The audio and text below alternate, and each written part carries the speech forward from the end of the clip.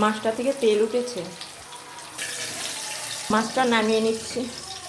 একদম একটুখানি তেল দিয়েছিলাম, অনেকটা তেল উঠেছে, খুব টেস্টি মাছটা। আর একটু তেল দিয়ে নিলাম, এখন জিরে ফোড়ন দিচ্ছি। ইলিশ মাছ অনেকে অনেক রকমভাবে রান্না করে, কেউ তো পেঁয়াজ দেয় না, আমি আবার পেঁয়াজ দিলাম। আমি আবার অত তেল খাই না, কম তেল খাই। কাঁচা লঙ্কা পেস্ট, একটু জল দিচ্ছি। সাদা সর্ষে আর কিছু ধনে নিয়েছি, লাল লঙ্কা দিতে ভুলে গেছি। ইলিশ মাছ যদি ভালো হয়, যেভাবে রান্না হয় সেভাবেই ভালো লাগে। এবার জল দিচ্ছি, কটা কাঁচা লঙ্কা দিচ্ছি, সর্ষেটা দিয়ে দিচ্ছি।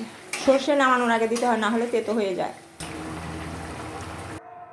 হয়ে গেছে, মাছগুলো বেশি দেখা যাচ্ছে না।